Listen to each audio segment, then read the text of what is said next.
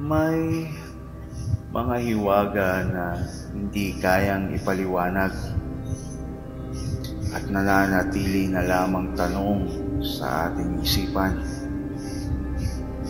Habang naghihintay ka ng kasagutan, makinig ka muna sa mga maiksing kwento ni Kuya Bert.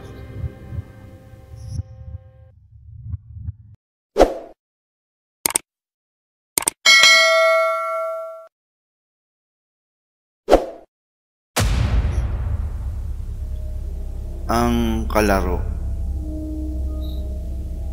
Simula nung bata pa lang ako, madalas na akong makakita ng kung ano-anong di natin nakikita. Mga nilalang na hindi dapat magambala. Nakikipaglaro daw ako sa kanila. Hindi ko naman naaalala pero nararamdaman kong malapit talaga ako sa mga nilalang na to. Nung mag-12 taon gulang pa lang ako, grade 6 ang tanda ko, naglaro kami doon sa itinatayong bagong bahay. 2 taon na yung naka-standby. Walang mga trabahador na gumagawa. Naglaro kami ng taguan. Patawid-tawid ako sa bintana ng ginagawang bahay na yon nang napansin ko bigla na iba na ang tinatapakan ko. Hindi ako pwedeng magkamali. Bahay yon ng nuno. Pero hindi ko pinansin.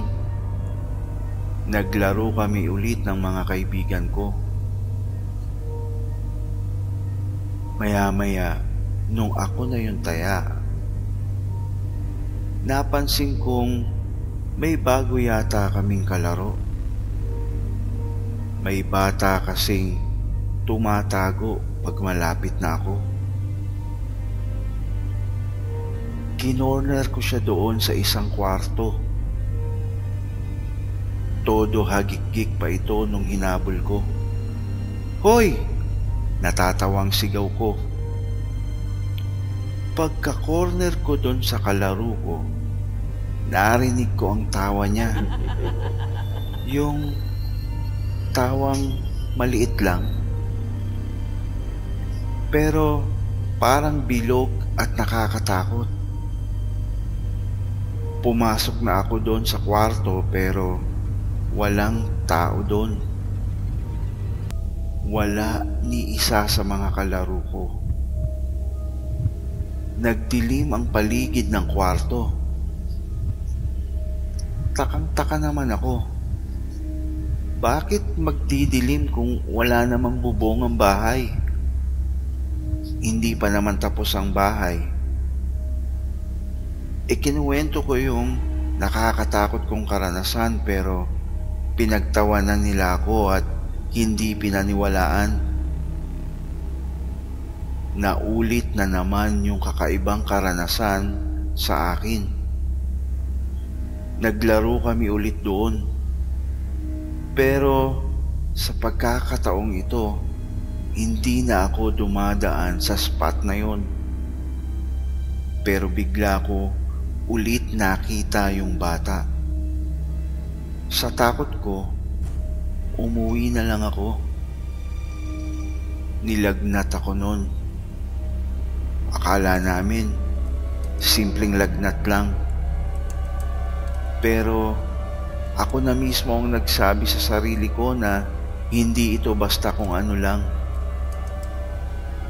Tuwing matutulog ako, isang batang lalaki na mas matangkad sa akin at may kakaibang itsura. Nakatayo siya sa paanan ko at nakatingin. "Mama!" Binubulong ko sa sarili ko.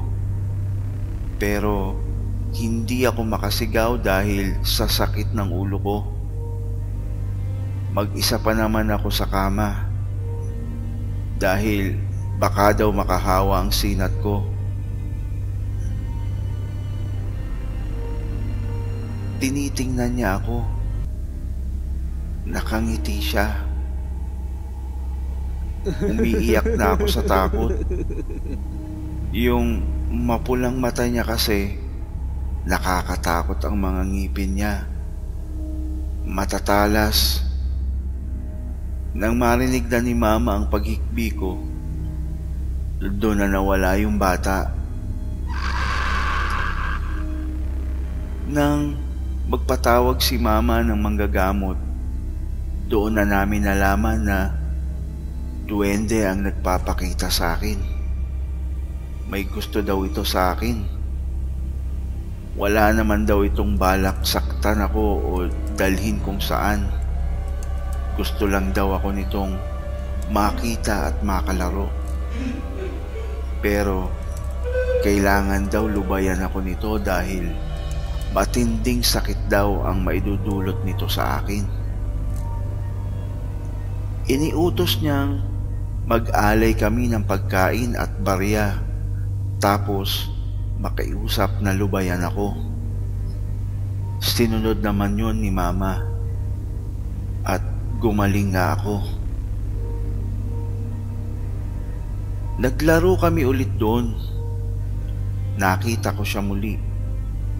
Nakaupo.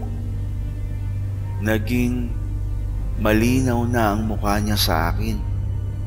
Naniningkit ang mga mata niya at malaki. Ang itim niya sa mata, may makinis na mukha na kulay lila at mahahabang tenga. Malungkot siyang nakatingin sa akin. Hindi ko rin po alam, pero sa ganun kamurang pag-iisip, nakaramdam ako ng kakaiba. Siguro nagkagusto rin ako sa nilalang na hindi ko dapat magustuhan.